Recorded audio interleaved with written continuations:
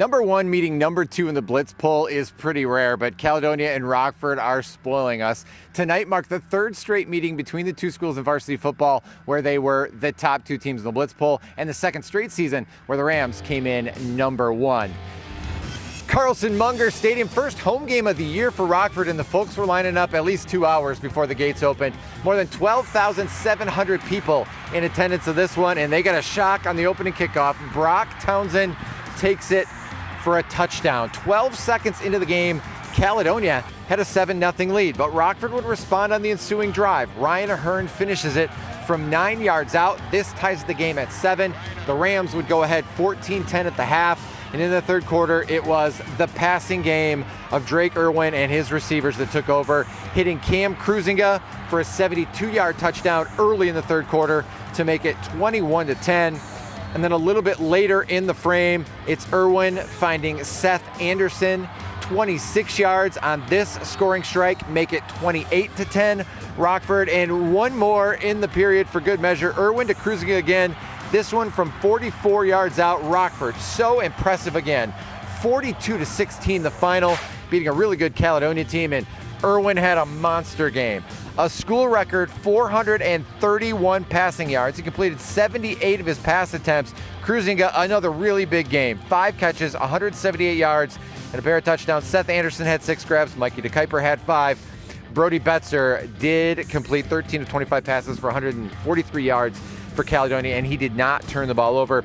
Brett Makita had the call of this game on 96.1 the game, and Brett, a lot of things stood out to me, this Rockford team, but it's their ability to throw the football, the school record for passing yards, and those receivers with Drake Irwin. They're tough. Let's start with the offensive coordinator, right? Jason Vanderlaan. He isn't afraid to get his athletes in space. He learned that at Ferris State. Even though he was more of a running quarterback than throwing quarterback, he loves to throw it around the lot. And just look at these highlights here. And look at how Drake Irwin is so efficient. There it's Mikey DeKuyper getting into the act. We talked about Seth Anderson.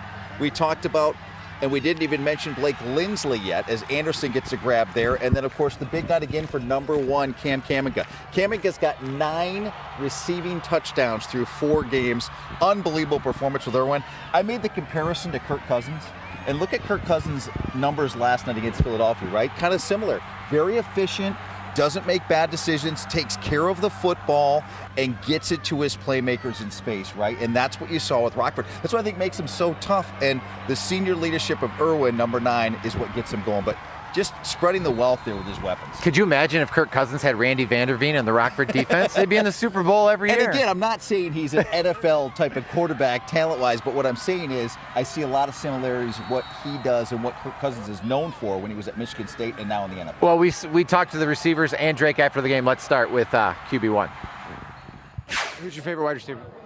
All of them. I love throwing too. Whoever's open, I'll give them the ball. Hey, best quarterback in Michigan, right here. He's him. We started in I think 6th grade, 7th grade, middle school, whatever that was. We just always had each other. Last year we were always throwing to each other, just I guess in the second stringers and everything.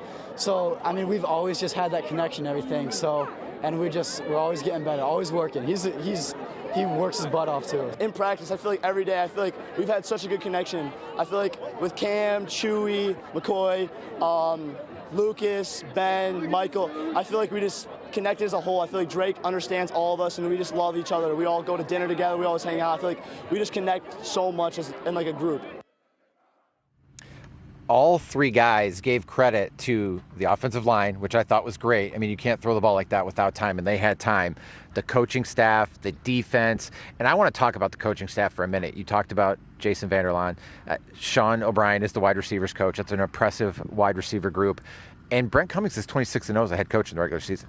Well, they do a great job. And how about the adjustments at halftime? Randy Vanderveen and that defense really dialed it up, I thought, in the third quarter. Rockford outscores Caledonia 21-0 in the third quarter to kind of put this one away on ice. But I want to go back to something. I'm sorry, another similarity. Remember when Kirk Cousins was going to be the starting quarterback at Michigan State? He had to beat out Keith Nickel, right? And then Keith Nickel became a wide receiver for Michigan State, and he would throw to him. Seth Anderson, if you don't know the story, and Drake Irwin were battling out for the starting quarterback spot, right? They both had played quarterback. Drake wins the job. Seth Anderson, he's such a good athlete, they got to find a spot for him. He becomes a wide receiver, and now he's saying comments like that about his quarterback. That's team, that's unity, and that starts with your head coach and Brent Cummins. You think you can get Drake to drop the uniform number 1 and go to 8? I don't think so, but I'm just telling you, there are a lot of similarities there. And as you know, I mean, what do you do if you're defensively attacking Rockford? What do you try to take away? They got so many athletes in space. We haven't even talked about their running game with Ryan Hearn. Yeah.